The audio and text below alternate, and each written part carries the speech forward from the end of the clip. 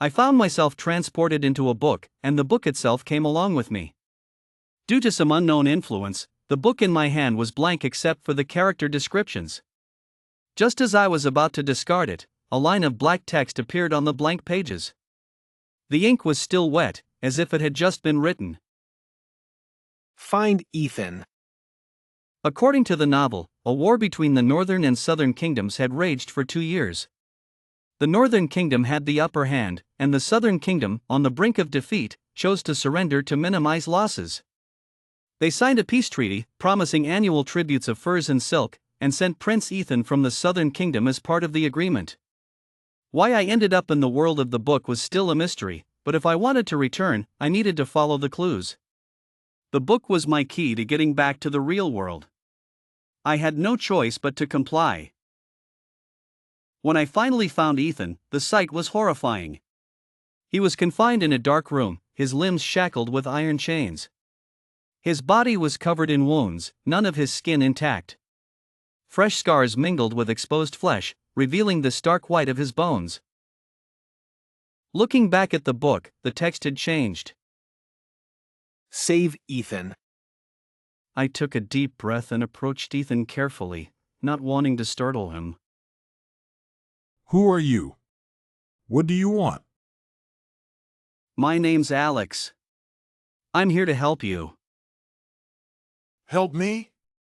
How? We need to get you out of here. Can you walk? I don't think so. They've hurt me too much. Don't worry. I'll find a way to get you out. I looked around the room, searching for anything that could help. I found a small key on a dusty shelf and hurried to unlock Ethan's chains. Thank you. I thought I'd never get out of here. You're safe now. Let's get you to a healer. As I helped Ethan to his feet, I could see the pain in his eyes. But there was also a spark of hope, something that had been missing for a long time. Will I really be free? Yes, Ethan. We'll make sure of it. With Ethan leaning heavily on me, we made our way out of the dark room, ready to face whatever challenges lay ahead. The book had given me a mission, and I was determined to see it through. I suppressed the urge to retch that surged in my chest and carefully unfastened the iron chains. Despite my caution, I still touched his wound, and the sharp pain forced him to wake up. Ugh, what happened? He furrowed his brows, opened his hazy eyes, and his pale lips moved, though no sound came out. By reading his lips, I could tell he was saying thank you. Thank you. The book was like a system, occasionally giving me instructions. Following its guidance, I took meticulous care of Ethan until he opened his eyes. How long was I out? Ethan seemed particularly important to the book, yet he was neither the protagonist nor a significant supporting character, just an inconspicuous figure. Why are you helping me? I had no intention of getting entangled in this, my only desire was to return to the real world. There's something you're not telling me, isn't there? When I wrote down my wish to go back in the book, it seemed to lose its magic, becoming completely unresponsive. Maybe there's another way. We just need to figure it out together. No matter how much I called out, it was to no avail. We're not giving up. We'll find a way out of this, I promise. I felt an overwhelming urge to leave, and Ethan seemed like my only hope.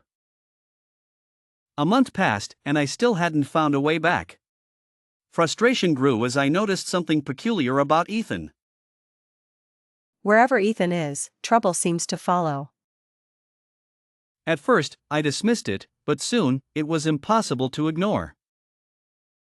I placed a boiling kettle on the hearth, making sure it was stable. Yet, every time Ethan passed by, the kettle would inexplicably fall. Stranger things happened. One day, Ethan stood in an open area when a thick tree branch suddenly flew towards him from nowhere. I pushed him away just in time. If all of this were mere coincidence, it would be too unusual. But Ethan seemed accustomed to it all. Ethan, have you done anything to deserve such bad luck? Ethan just smiled without saying a word, a visible melancholy in his eyes. He wouldn't tell me, but I knew I would find out one day. I lay on the bed, tossing and turning, unable to sleep, my mind occupied with thoughts of how to return to the real world. The once blank book was now filled with my writing, but it still showed no reaction. Ugh, what's the matter with this book? I placed the book over my face and sighed countless times. Suddenly, the book emitted a white light. What is happening? The previously blank pages were now filled with words, though the text was inverted and jumbled, appearing chaotic. Why is this story so jumbled? It took me a moment to realize that the disordered words formed the story of the male protagonist saving the female protagonist from under a horse tomorrow. Could it be that this book only reveals what will happen tomorrow? What is its purpose? I pondered deeply into the night but couldn't come up with an explanation. The fact that I had been transported into a book was already absurd, so it wasn't surprising that a book would show some inexplicable words. Comforting myself with this thought, I indeed slept soundly. Narrator, tone, serious. Today marks the annual return of Empress Dowager Catherine from the royal temple to the palace. It is also on this day that the male and female protagonists meet for the first time, with the male protagonist saving the female protagonist from a fall, leading to love at first sight. Narrator, tone, friendly. I sat in a private room at the Wen Yan pavilion, listening to the murmurs of the people below. Villager 1 tone. Whispering, I heard that Eleanor brought back a girl this year. Villager 2 tone. Curious indeed, that girl is really fortunate, rising to royalty like a phoenix. Villager 3 tone. Skeptical, she's not just lucky. I heard that she looks exactly like the late Princess Victoria. Villager 4 tone. Surprised, oh, no wonder Eleanor wants to keep her close. Villager 1 tone. Thoughtful, isn't that luck too, having a face just like Princess Victoria's? Narrator, tone, serious. The female protagonist's resemblance to Princess Victoria is no coincidence, she is actually Victoria's daughter. Before Princess Victoria passed away, she gave birth to a daughter. At that time, Henry was away fighting enemies. The household was in turmoil, and to protect Henry's only offspring, the princess painfully sent her daughter away. The young princess's whereabouts became unknown. Narrator, tone, hopeful. Later, by some twist of fate, the young princess encountered Empress Dowager Catherine, who felt an immediate connection and took her in. Narrator, tone, serious. Such melodramatic reunions of long-lost relatives are too common, it's just another story to listen to and move on. Narrator, tone, excited. At this moment, the murmuring below suddenly ceased. Flags bearing the royal insignia appeared before the crowd, and everyone craned their necks to catch a glimpse. Narrator, tone, confused. Suddenly, a figure sat down at the edge of my vision. I turned my head in confusion and looked at the person before me. Protagonist, tone, surprised Alexander? Lucas, the crown prince of the northern kingdom, possessed all the qualities of a noble ruler. Admired by both court officials and commoners alike, he was known for his refined demeanor and benevolence. What a coincidence. I widened my eyes in shock. You, what are you doing here? Am I not allowed to be here? I glanced out the window. The carriage was heading towards the palace. Panic surged through me as I realized the consequences. Come with me. The downstairs area was crowded, and it took considerable effort to squeeze through with Lucas. Just in time. I noticed Lucas looking flushed and uncomfortable. Sorry, bear with it for a moment, it will be over soon. The heroine's carriage approached, but the expected scene didn't occur. What's going on? Why isn't it following the plot? Suddenly, the crowd let out a gasp. I saw a familiar white figure being pushed out from the crowd. Ethan! The carriage's horse hooves narrowly missed Ethan. Without thinking, I rushed over and pulled him up from the ground. The sudden commotion startled the Empress Dowager inside the carriage. Allow me to explain, Your Majesty. Lucas's intervention eased the situation, and the Empress Dowager forgave us. After the crowd dispersed, I felt a wave of fear, cold sweat breaking out on my back. Who pushed you? Did you see clearly? Ethan shook his head woodenly. Then did you come out on your own? Ethan shook his head again. Everything had changed. The heroine who was supposed to fall from the carriage turned into Ethan, and the one who was supposed to save the heroine turned into me. Could this be the result of the book's plot being reversed and jumbled from yesterday? If that's the case, isn't everything in chaos? I took out the book. The text had returned to normal, and the story had changed to the Prime Minister's daughter, Luna, saving the Southern Kingdom's hostage, Ethan, from under the carriage. The ink was still slightly wet. My breathing quickened, my mind a mess, feeling that this book was too eerie. Narrator, tone, serious at the Empress Dowager's banquet, my mind wandered. I opened the book again, the ink had dried, and today's events were set in stone. The original encounter between the protagonists had been rewritten. On the high seat, the heroine, Sophia, sat gracefully beside the Empress Dowager, Catherine. Meanwhile, Lucas drank alone, not sparing Sophia a single glance. Luna, tone, worried this novel was supposed to revolve around the protagonist's story. If they can't intersect, what will the ending be? My mind was in turmoil. I recalled that my arrival in this world seemed related to Ethan. The cry I heard back then was also Ethan's voice. I saved him according to the book's instructions, but what was the book's intention? Why change the protagonist's fate for a minor character like Ethan? Too many questions flooded my mind. I looked towards Ethan's seat, it was empty. Since saving Ethan from the horse's hooves today, he had been unusually quiet. I asked a maid and learned that Ethan had been called away by a servant. Luna, tone, serious Ethan, who values gentlemanly etiquette, wouldn't be absent from such a grand banquet for so long. A sense of foreboding washed over me. The palace was vast, and I searched for a long time without finding Ethan. In my anxious state, I heard a rustling sound behind a rockery. Luna, tone, uncertain Ethan? No response. I walked over cautiously, and a strong metallic scent hit my nose. Ethan lay on the grass, his white clothes stained red. Luna, tone, terrified Ethan, Ethan! Ethan opened his eyes wearily, looking at me uncertainly. Ethan, tone, weak you are Luna. Luna, tone, desperate it's me, I'm Luna. Ethan, tone, struggling I saw you. Ethan struggled to smile, then began coughing, staining my dress. Luna, tone, panicked don't speak, don't speak. Someone, help. Panic set in as my voice echoed through the empty garden.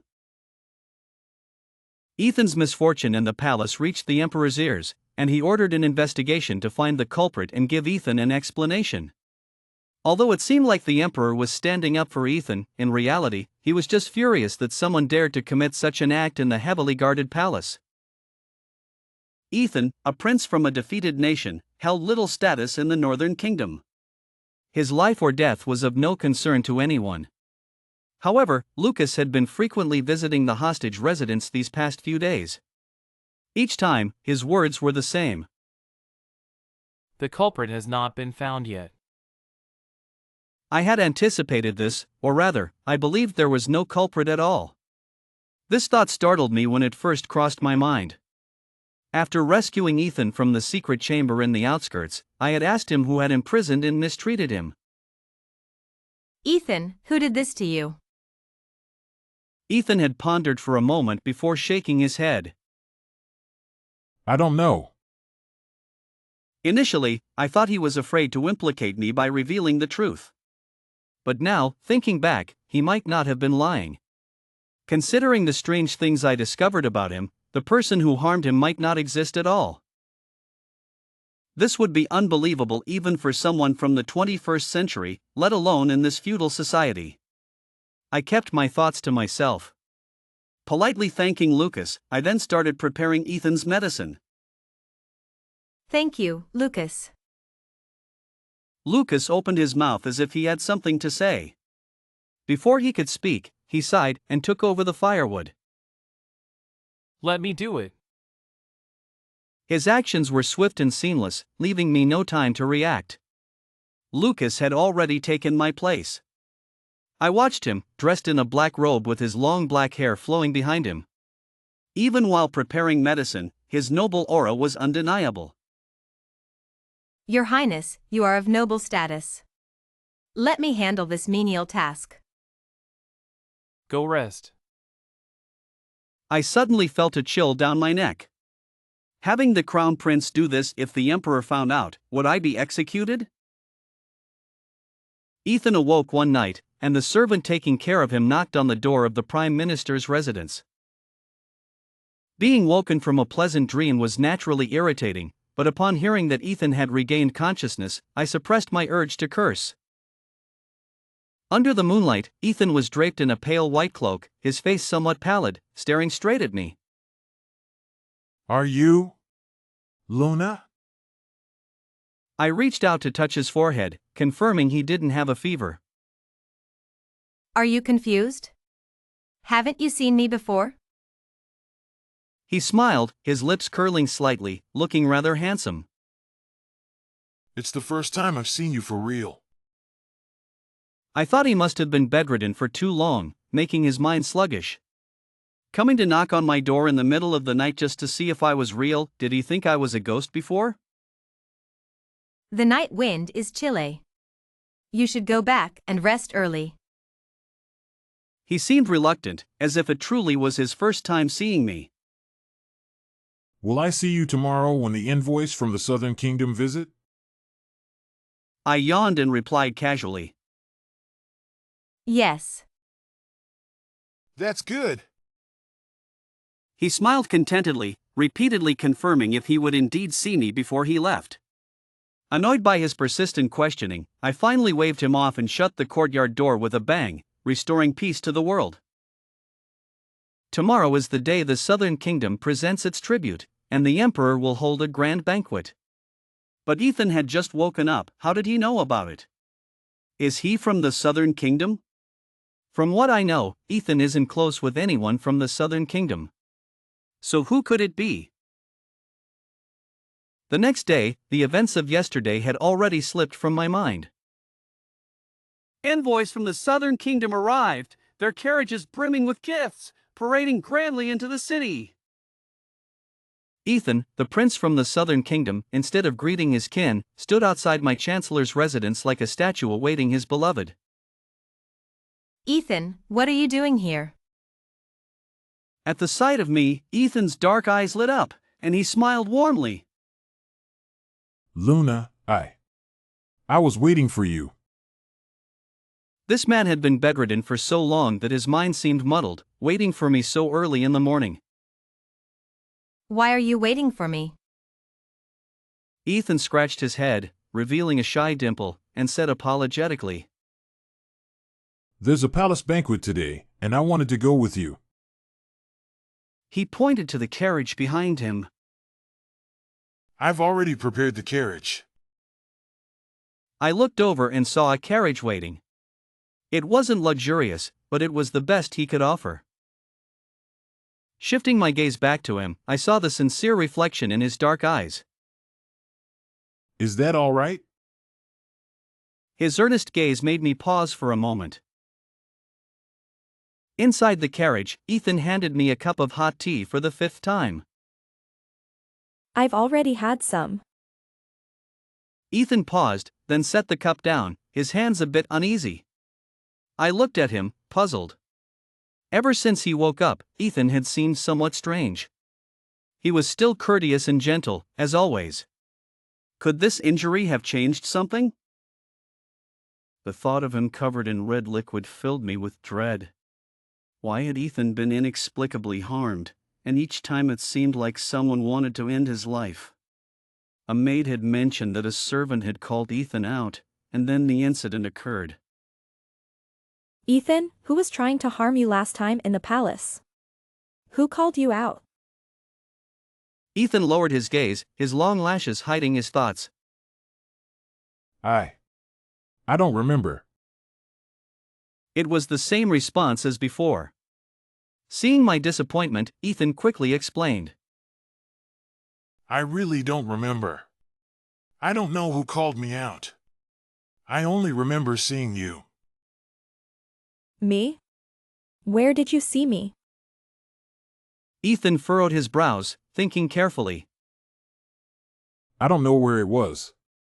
There were towering palaces all around, brightly lit, and things speeding by like carriages, things I've never seen before. My breath caught for a moment. Could Ethan be describing the technologically advanced 21st century? How could he have seen these things? Could it be that he, like me, had traveled through time? And then? Ethan seemed troubled, frowning deeply, unable to recall more. Then I don't remember. I comforted him. It's okay. If you can't remember, it's fine. Though I said that, my mind was in turmoil.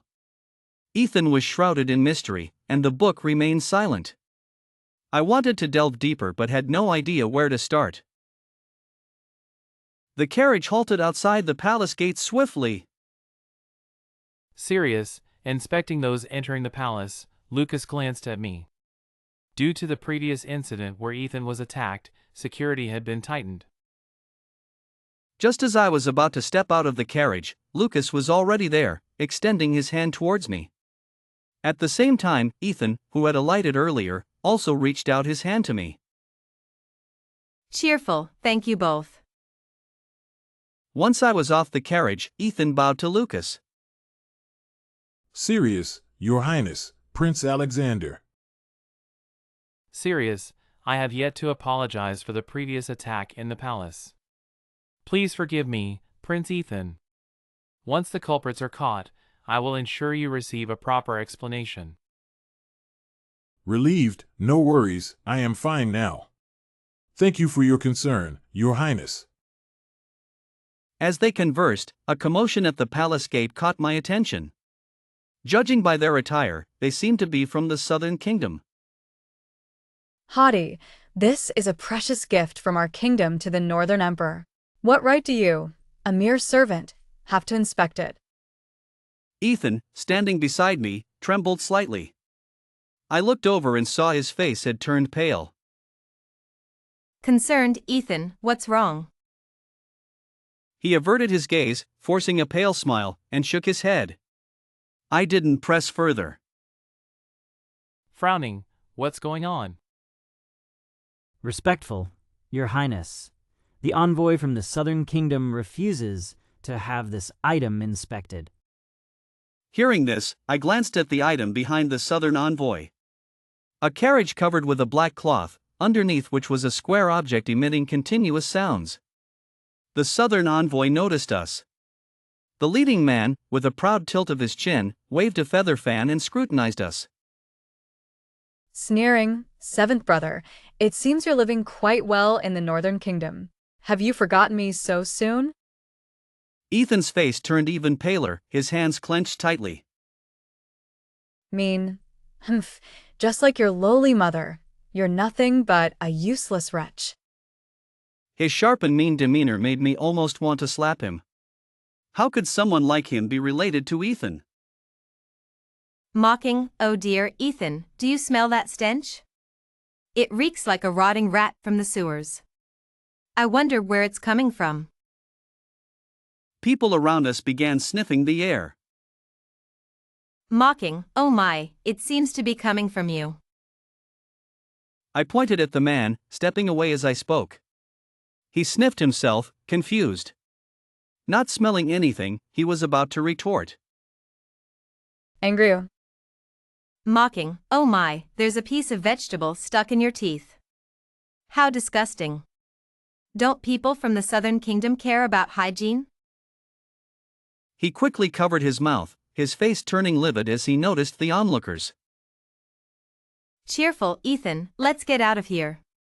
It stinks too much. I said, pulling Ethan along without looking back, leaving the man fuming outside the palace. Once we were alone, I slowed my pace. Cheerful, the air is much fresher in here. After a moment, not hearing Ethan's response, I turned around in confusion. He was staring blankly at me. Whispering, "Thank you, Luna." Cheerful, it was nothing. You're just too soft-hearted. Next time you encounter him, don't hold back. He lowered his head at my words. Thinking I might have touched a sore spot, I was about to comfort him when he looked up and smiled. Hopeful, all right. Ethan later told me that the sharp-tongued man was Nathan, the third son of the Southern Emperor. Spoiled and arrogant since childhood, he had only grown more insufferable with age. Nathan sat opposite me, his face filled with anger. Ethan turned slightly to pour me a cup of tea, blocking Nathan's view. The fresh aroma wafted into my nostrils, and I was momentarily stunned. Don't look at him. I snapped back to reality, my face flushed, and took a sip of tea without showing any emotion. The palace banquet followed the usual routine, and I began to feel drowsy from boredom. Suddenly, I heard a commotion from the crowd. Everyone's attention was drawn to an object in the center. I squinted my eyes. Wasn't this the item I saw outside the palace earlier? Nathan raised his chin arrogantly. I bet none of you have seen this before. This is a treasure we found in the Southern Kingdom. Hearing Nathan's boastful words, the crowd began to murmur, curious about the treasure. Even I couldn't help but feel intrigued. The emperor raised an eyebrow. What treasure is it?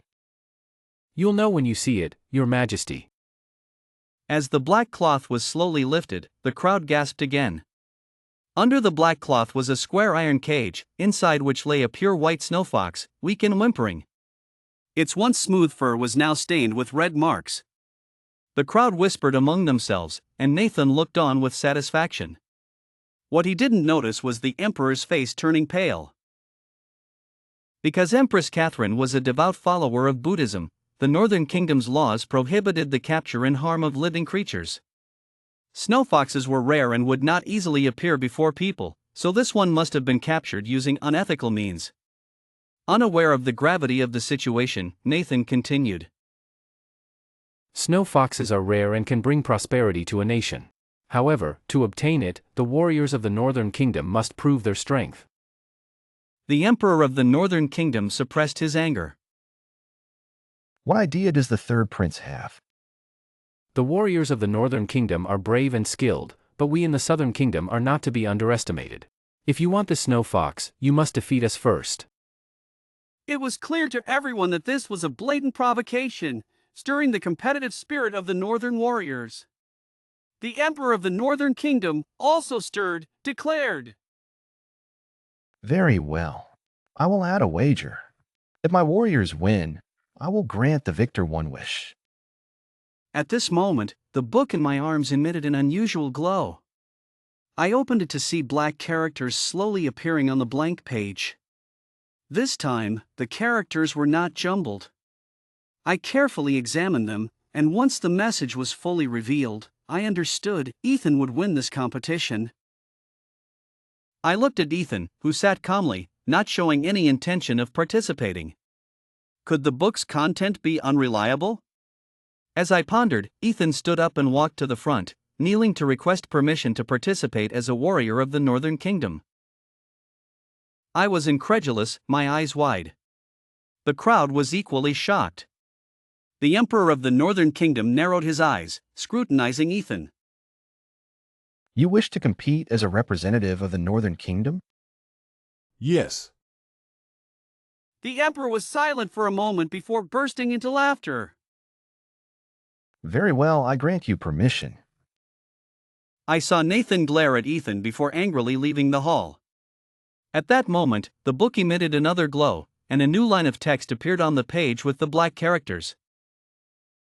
"Don't go, he will perish." I was greatly shocked. Before I could think further, the two messages began to fight for dominance, the ink flashing between clarity and obscurity, making it impossible to discern truth from falsehood. Finally, the ink dried, and the page predicting Ethan's victory prevailed. But the later message still left me uneasy. Recalling the previous prediction, what would this story turn out to be? I closed the book.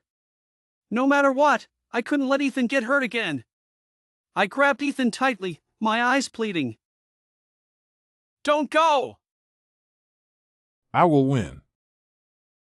"But you will perish."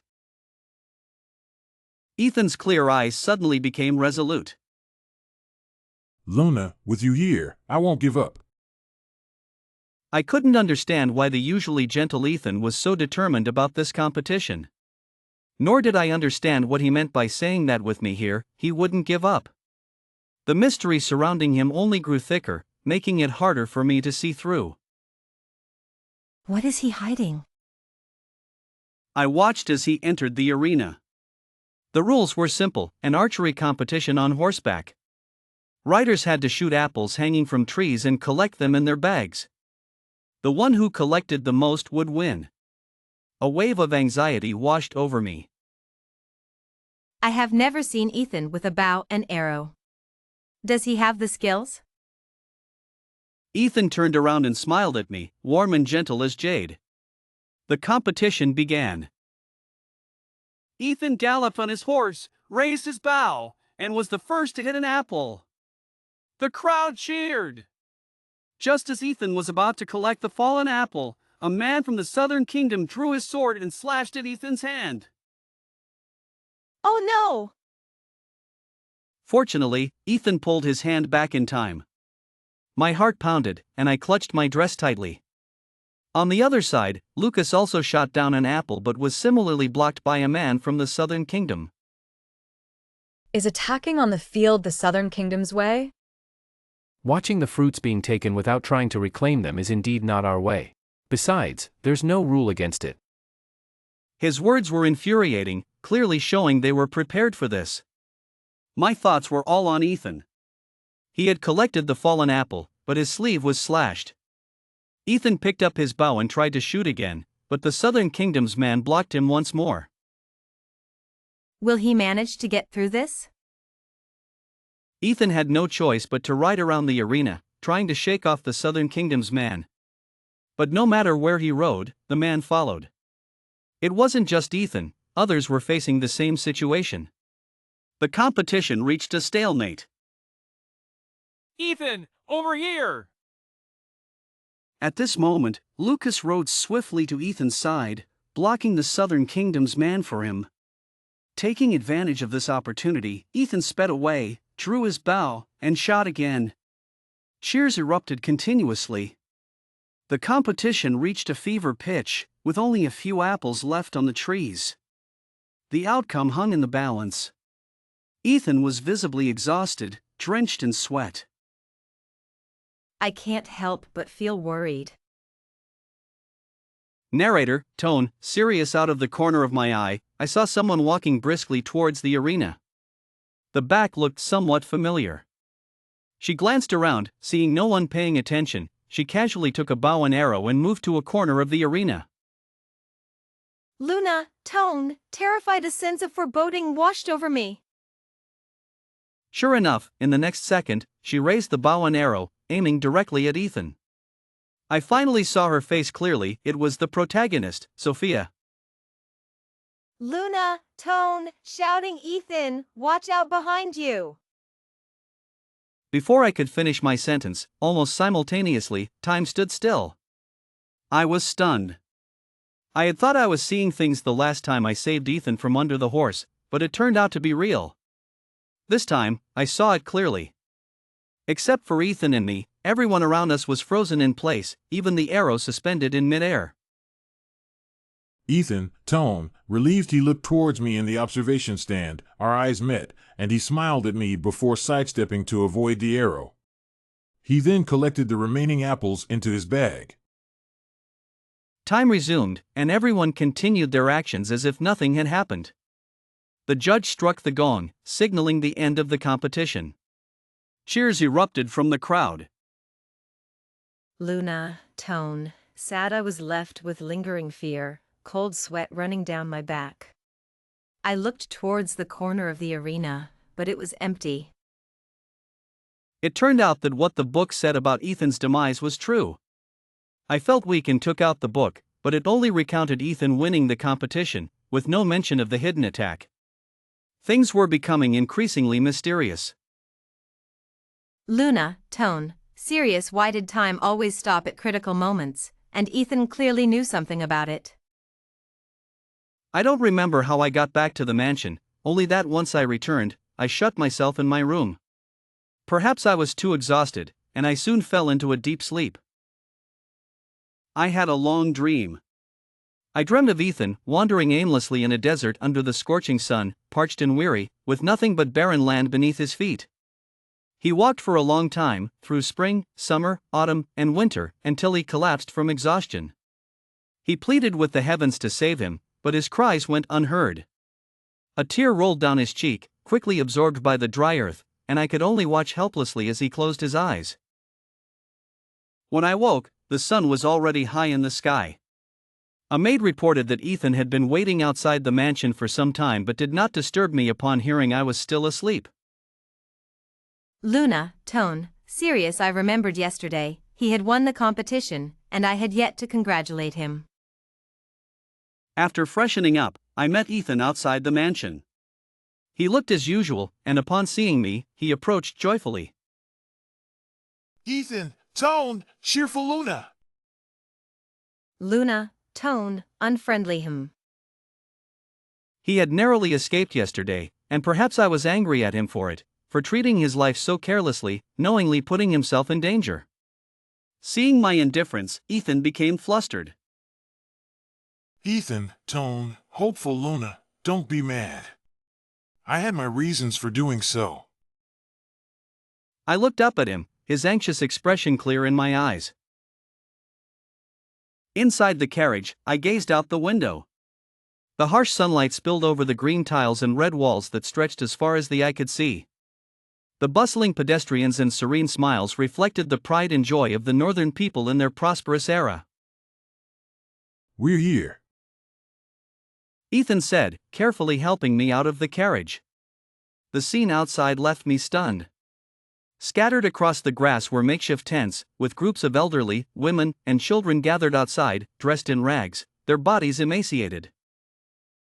Brother Ethan. A shy little boy ran over, his round eyes looking at me in confusion. Ethan picked him up and wiped his dirty face. Did you eat well today? Yes. Who are they? 2 years ago, a sudden flood submerged their entire village. They are refugees who escaped.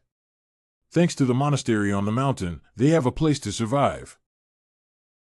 Why not seek help from the authorities? Ethan took out a few candies from his pocket and gave them to the boy, patting his head. Go play now. After the boy left, Ethan's expression turned somber.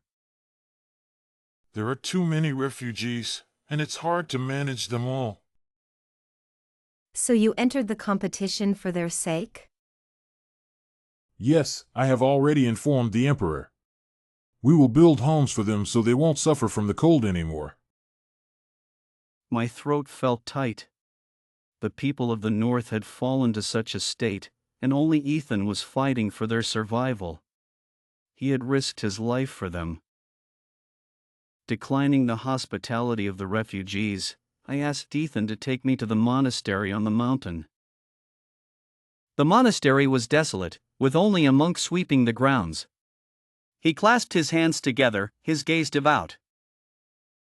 Master Ethan, the head monk has been waiting for you. You go ahead, I'll look around here. The monastery was nearly empty, but incense still burned, creating a sacred atmosphere that inspired reverence. In the hall, a statue of Buddha stood amidst the rising incense smoke. I lit some incense from the table, clasped my hands together, and bowed devoutly.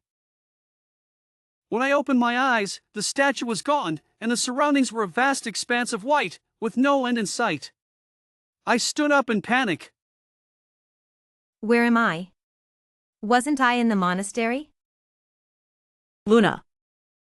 Who are you? Time is running out. You must help Ethan quickly. Are you the one who has been talking to me through the book? You are very clever. Someone wants to harm him. Yes. Who is it? The voice was silent for a long time, so long that I thought I was alone. Then she spoke. It exists in everything. It could be anyone. I couldn't help but roll my eyes. That was as good as saying nothing. Why should I save him? I will show you something. As the words fell, scenes appeared before my eyes. I saw Ethan sitting on a high throne, his eyes dark, swinging a sword. A head rolled to the ground, and he didn't even blink, like a heartless demon. The scene shifted. Ethan sat on the city wall, the wind whipping his clothes, his eyes filled with unbearable pain. I also saw Lucas, speaking to Ethan about something. In the next moment, Lucas's sword pierced Ethan's chest. Ethan fell from the wall, blood pouring out, a stark and tragic red. Ethan! Ethan eventually ascended the throne of the Southern Kingdom, but due to a life of indulgence and cruelty towards his people, he was finally taken down by Lucas. If you don't save him, this will be his fate. Why did Ethan become like this? This was the fate I wrote for him. You? You are the author? You created Ethan. Yes. I finally understood. Ethan was just a character in the book. His descent into cruelty was his fate, one he couldn't escape. Why did you give him such a fate? No time to explain. Ethan is awakening, and it will not allow a minor character to awaken. Don't believe any hints in the book. They are all false, meant to lure you into harming Ethan. Luna, you must save Ethan. Only you can save him. The author's voice faded, but I hadn't had time to ask who it was or how I could save Ethan. Luna, what were you thinking just now? Nothing. Let's go back. On the way back, I pondered over who the author referred to as it. The author created this world, a godlike existence. Who could rival a god? And what had happened to turn Ethan from a kind soul into a heartless demon? Though the author's setting played a part, certain events must have pushed him over the edge. Lost in thought, the carriage suddenly jolted, and I nearly fell. Fortunately, Ethan caught me in time. Careful. His warm hand around my waist sent heat from my ears to my cheeks. I sat back down and whispered. Thank you. Ethan opened his palm, revealing a red cloth bag. I raised my eyebrows, puzzled. It's a charm for safety I got from the monastery. The small bag was embroidered with the word safety. I traced the stitches, feeling a warmth in my heart. Thank you. No need to thank me. I couldn't have won the competition without you. Ethan's words reminded me of the moment during the competition when time seemed to stop. I still didn't understand why it happened, and Ethan seemed unfazed by it. Ethan, why weren't you surprised? Do you know something? Ethan was momentarily stunned, then shook his head. These things have happened to me since I was young, so I'm not surprised. But since you arrived, I found that as long as I'm near you, I won't get hurt. I was shocked. No wonder Ethan said he wouldn't get hurt with me around. He meant this. But what was the reason behind it? Sometimes I feel like my fate is already written, and I'm walking step by step towards a miserable destiny, unable to change it, like a lamb to the slaughter. He laughed self-deprecatingly, his eyes filled with sorrow. I couldn't help but feel heartache. I patted him, comforting him. From now on, your fate is in your own hands. The author said only I could save Ethan, perhaps because my presence could prevent him from getting hurt. With you here, I believe we can. Ethan escorted me to the Prime Minister's residence before heading to the palace. Today, the envoys from the Southern Kingdom were departing, and as a prince of the Southern Kingdom, Ethan was obliged to see them off. Just as I was about to enter the courtyard, a gentle voice called from behind me. Miss Luna, please wait. I turned around slowly. Sophia was walking towards me gracefully. Her face was identical to the one I saw at the tournament, the one that aimed an arrow at Ethan. But Sophia had no enmity with Ethan and would never harm him. The only reason I could think of was the mysterious ad mentioned by the storyteller. While I was lost in thought, Sophia had already approached. Greetings, Your Highness. Since being brought back by Empress Catherine, the Emperor, struck by her resemblance to his sister, had bestowed upon Sophia the title of princess. I came without notice. I hope Miss Luna can forgive me. Seeing Sophia's calm demeanor, I became even more certain that the person at the tournament was not her. It's no trouble. May I ask what brings Your Highness here? It's about the Crown Prince. The Crown Prince? Yes. The Emperor is displeased with the refugee situation from the ancient lands, and recently, the faction supporting the second prince has been frequently impeaching him. I wanted to ask Miss Luna to advise the Crown Prince not to act rashly and to wait until the Emperor's anger subsides before making any decisions. Matters of state were not something a woman like Sophia should be involved in, but seeing her worried expression, I began to understand. Your Highness is concerned about the Crown Prince. Why not discuss it with him yourself? Why ask me? Miss Luna, you may not know, but ever since Empress Catherine suggested a match between the Crown Prince and me, he has distanced himself from me. It's nearly impossible to see him these days. The only person who can speak to him now is you. Me? The Crown Prince may appear cold and unapproachable, but he has a soft spot that you might not have noticed. Do you remember the plum pastries from the shop on South Street? I nodded. I loved those plum pastries and would eat one every day, rain or shine. One day, the shop owner needed to return to his hometown in Qiantang because his mother was gravely ill. He intended to stay there and not return to the capital. When the Crown Prince heard about this, he traveled to Qiantang overnight, brought the shop owner's family to the capital, and arranged for the imperial physicians to treat the ailing mother. Sophia turned to look at me, paused, and continued. The Crown Prince did all this so that you could continue to enjoy those plum pastries. Sophia's words left me stunned. I suddenly remembered that the shop owner had indeed told me he needed to go back home for a few days, and I had been disappointed about not being able to eat the pastries. But the next day, I saw the shop owner welcoming customers with a smile, and I didn't think much of it. I never imagined it was all thanks to the Crown Prince. Narrator, tone, dazed. I stood there in a daze when Ethan's attendant came rushing over, panting heavily. Miss Luna, Prince Ethan. Narrator, tone, anxious. Seeing his urgency, my heart tightened, and images of Ethan being hurt flashed through my mind. What happened to Ethan? You must go to the city gate. Narrator, tone, determined without a second thought, I bid farewell to Sophia and hurried to the city gate. The wind whipped through my hair as I ran, praying fervently for Ethan's safety. Narrator, tone, relieved when I finally reached the gate. The envoys from the southern kingdom had already departed. In the corner of the city, I saw Ethan, looking despondent with his head bowed, his expression unreadable. Narrator, tone, shocked before I could call out to him, Ethan grabbed a nearby horse, mounted it swiftly, and galloped away.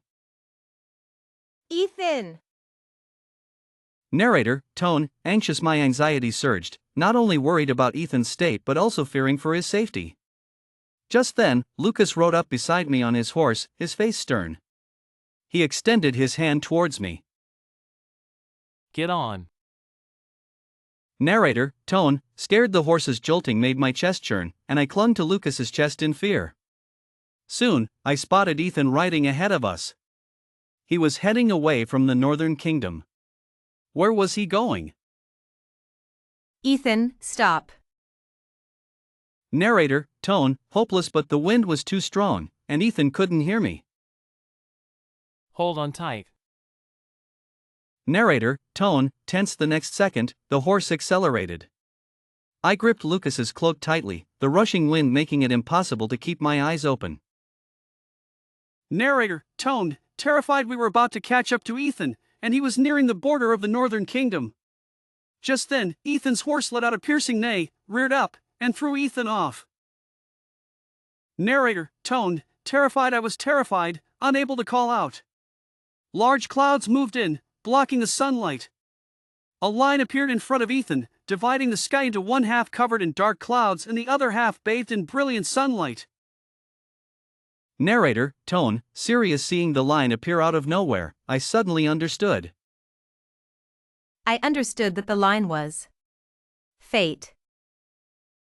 Narrator, tone, serious. The people in the book were all real, flesh and blood individuals. Because of Ethan's awakening, this world had formed natural laws. This invisible hand would not allow Ethan to escape his destined path. Ethan was gravely injured, and by the time he fully recovered, winter had arrived.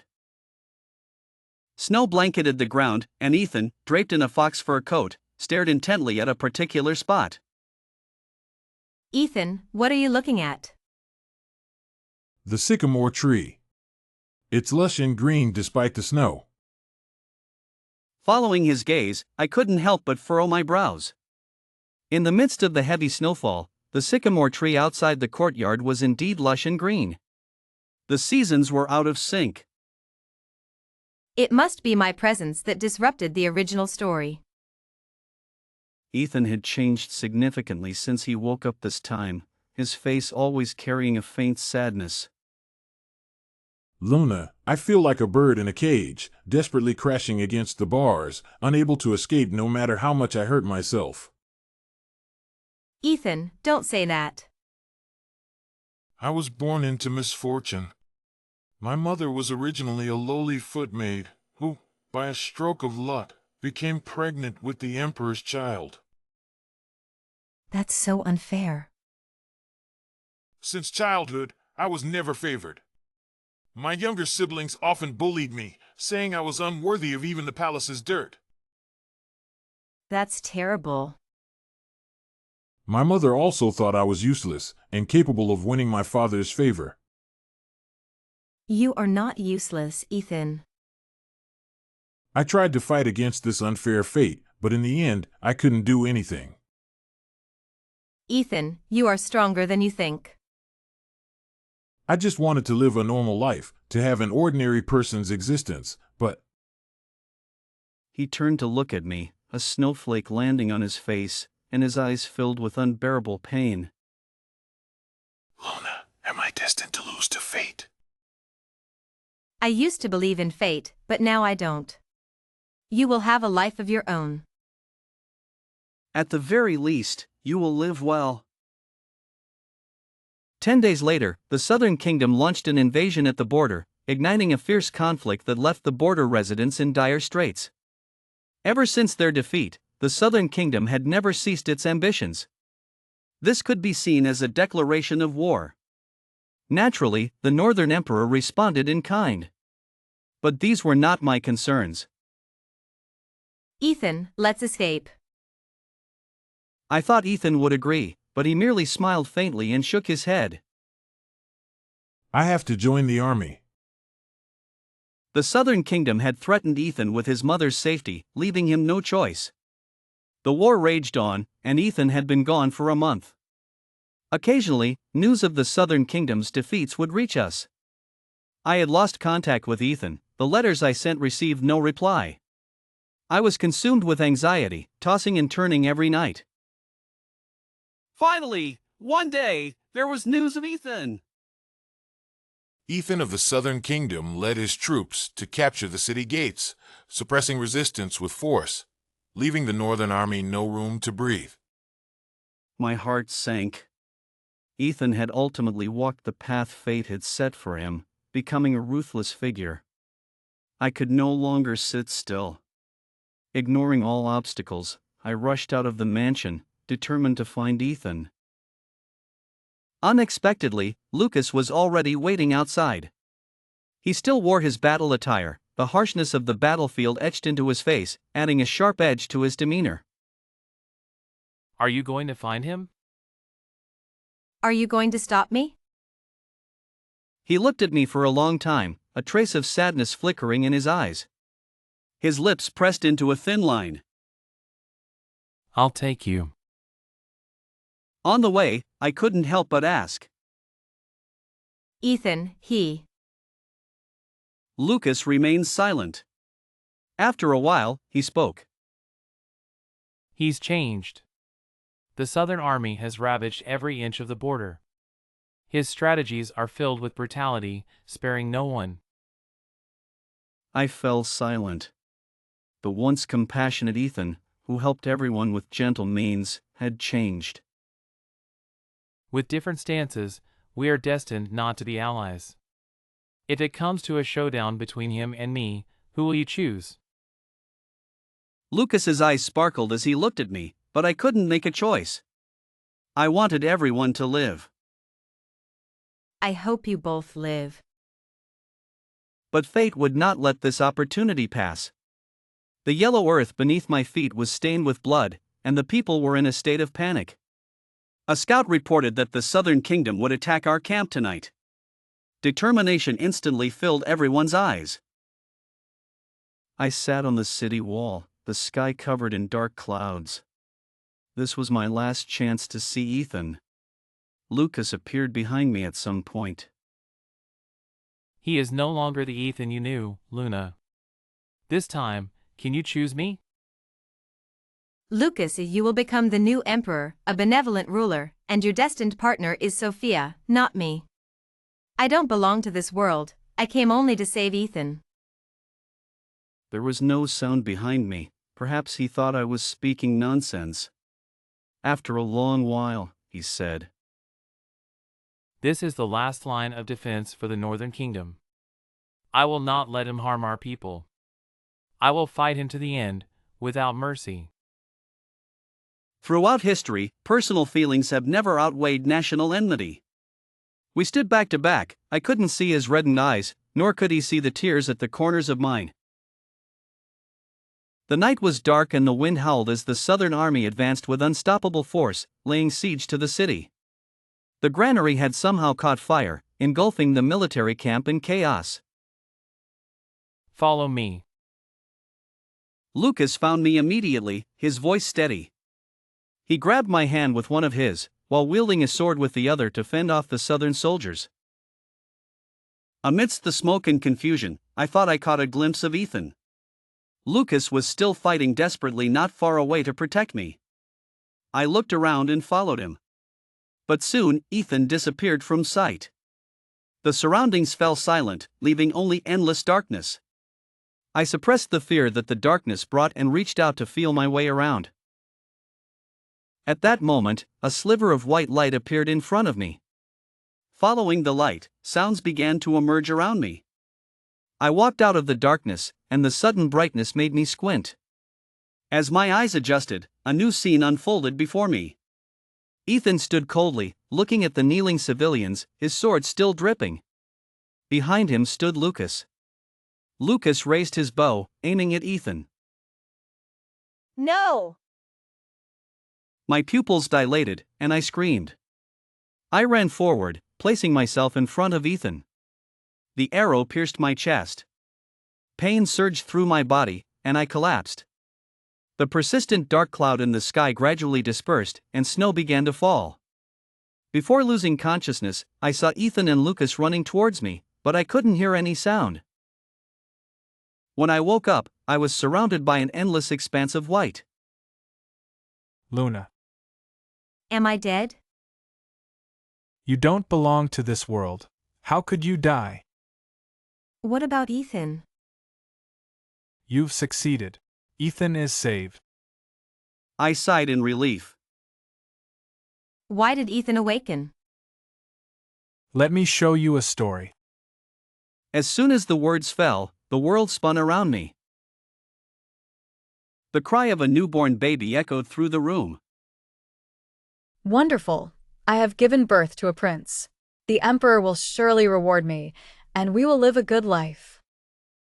But as the baby grew, her wish did not come true. The emperor paid no attention to her due to her low status, and mother and son lived a life of hardship within the palace. It's all your fault, Ethan. If only you were more favored. I'm sorry, Mother. Despite her harsh treatment, Ethan never blamed his mother. He endured endless suffering, even kneeling in the snow until frostbite set in. The scene shifted to when Ethan was 7 years old. The princes and princesses cornered him against a wall, mocking his tattered clothes. Look at the true lowborn. His clothes are as ragged as ever. Leave me alone. One of them threw a stone, hitting Ethan's head. He fell to the ground, bleeding profusely. The children, frightened, ran away, leaving him alone in the snow. Oh dear. Someone help. Ethan is lying in the snow. Ethan developed a high fever, but even then, his mother showed no concern. Years later. Ethan, the Northern Kingdom demands you as a hostage, but your mother will be granted a title. Go, Ethan. For our future. Life in the Northern Kingdom was harsh. People often hurled insults and rotten eggs at Ethan, venting their anger. Did you hear? Ethan's mother passed away long ago. She starved, and her body was left to the wild animals. Ethan's eyes turned red with fury, and my heart broke. That night, Ethan beheaded the Southern Kingdom's general and took command of the army.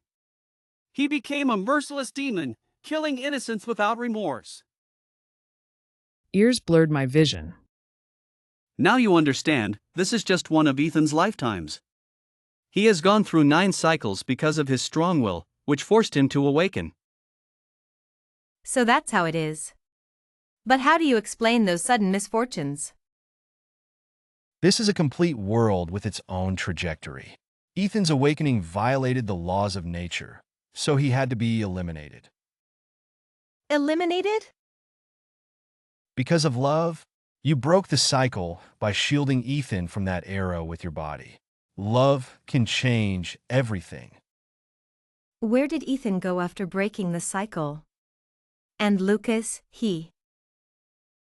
Ethan no longer belongs to this world. As for his whereabouts, I do not know. Lucas is the protagonist of this book. Once everything is over, the world within the book will return to normal. Was it you who arranged for me to come into this world? How did you know I would save Ethan? It wasn't me. Ethan chose you. Why do you say that? I cannot tell you. Your task is complete. The writer's voice faded, and the place began to disintegrate into fragments. Thank you, my character, Luna. I am a novelist, crafting worlds with my pen, yet unable to control the course of all things. Whispering, why is my life filled with sorrow? Ethan's character was designed solely to advance the story, but I never anticipated that he would one day awaken. I can no longer recall which lifetime it was for Ethan. He sat atop the city wall, the fierce wind lifting his robes, his face devoid of any desire to live. I had no answer. Every book needs a villain to highlight the protagonist's goodness, so I never pondered the reason. It was only when Ethan leaped from the wall that I realized, perhaps I was wrong.